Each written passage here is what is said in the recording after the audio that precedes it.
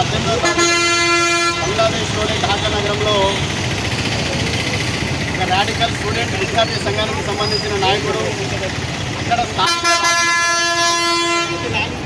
దాన్ని ఆసరాగా చేసుకుని అక్కడ ఉన్న అల్పసంఖ్యాకులైన ఒక హిందూ సమాజంలో ఒక సోదరుని అత్యంత ఘోరంగా యావత్తు సభ్య సమాజమే సిగ్గుపడే విధంగా బట్టలు విప్పించి నడి సెంటర్లో విచక్షణారహితంగా కొట్టి చంపివేసి చెట్టివేసి తలగబెట్టారంటే ఎలాంటి పరిస్థితులు ఉన్నాయో మనం ఒకసారి గమనించుకోవచ్చు.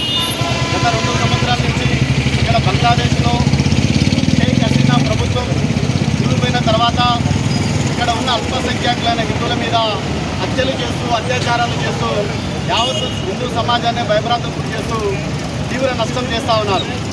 ఒకటే చెప్తా ఉన్నాం, విశ్వ హిందూ పరిషత్ బజరంగ దళ ద్వారా ఈ భారత ప్రభుత్వాన్ని కూడా మేము కోరుతా ఉన్నాం. అక్కడ ఉన్న హిందువులకు మీరు భద్రత కల్పించాలా, రక్షణ కల్పించాలా, ఇక్కడ ఇలాంటి అగాధ్యాలకు పాల్పడే వాళ్ళ మీద చట్టపరమైన చర్యలు తీసుకోవాలని చెప్పి డిమాండ్ చేస్తూ ఉన్నాం. అదేవిధంగా ఉగ్రముఖులకు ఒకటి చెప్తా ఉన్నాం, ఎప్పుడు కూడా ధర్మానికి విరుద్ధంగా వెళ్ళిన వాడు ఎవడు మనుగడ సాధించలేడు, మీ పరిస్థితి కూడా అదేవిధంగా అవుతుందని చెప్పి డిమాండ్ చేస్తూ ఉన్నాం.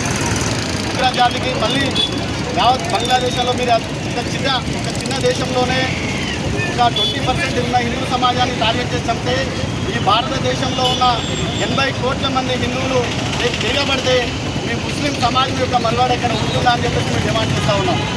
ఎందుకు హిందూ సమాజాన్ని మీరు ఇంత ఘోరంగా అత్యంత ఘోరంగా చంపివేస్తూ ఉన్నారు? దాని వెనుక ఎవరైతే పాకిస్తాన్ తొత్తులు ఐఎస్ఐ ఉగ్రవాదులు కానీ తర్వాత జమైతే ఇస్లామిక్ ఉగ్రవాద సంస్థ కానీ పూర్తిగా దాని వెనుక ఉండి నడిపిస్తూ ఉంది.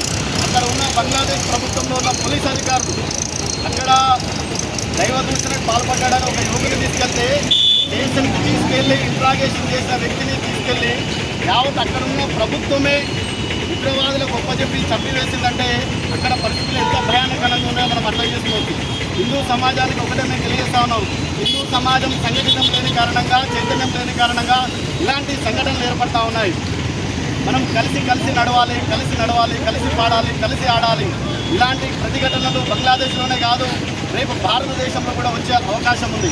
ఆ రాడికల్ విద్యార్థి నాయకుడు వాడు ఏం చెప్పాడంటే, ఈశాన్య భారతంలో ఉన్న 6 రాష్ట్రాలని ఇది బంగ్లాదేశ్లో అంతర్ముఖం అని చెప్పేసి వాడి మీద సూసైడ్ ఆర్డర్ జరగకముందు వాడు ఒక పుట్టాభిమానాన్ని వాడు సోషల్ మీడియాలో పెట్టడం జరిగింది. ఎలాంటి పరిస్థితులు ఉన్నాయో మనం గమనించుకోండి. ఇక మనం జాగ్రత్తగా ఉండాలి, కలిసికట్టుగా ఉండాలి. వర్ణాలుగా యావత్ సమాజం విడిపోవడం వల్ల ఈరోజు మనం బంగ్లాదేశ్లో అల్పసంఖ్యాకులైన బంగ్లాదేశ్లో ఈ విధంగా జరుగుతూ ఉన్నాయి. మేము భారత ప్రభుత్వాన్ని కూడా మేము రిక్వెస్ట్ చేస్తూ ఉన్నాం, అక్కడ బంగ్లాదేశ్లో ఉన్న హిందువులకు మీరు రక్షణ కల్పించండి.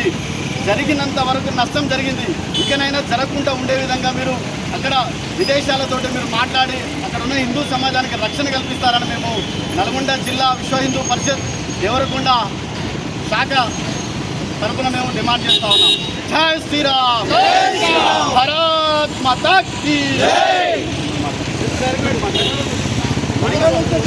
హిందువులపై పెట్రోల్ దేవరకొండ నగరం లోపల విశ్వ హిందూ పరిషత్ ఆధ్వర్యంలో నిరసన ర్యాలీ వ్యక్తం చేస్తున్నాం.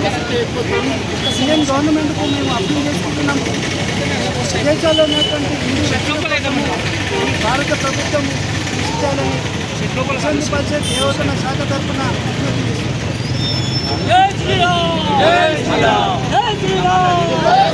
Hello సాగరన్న sir,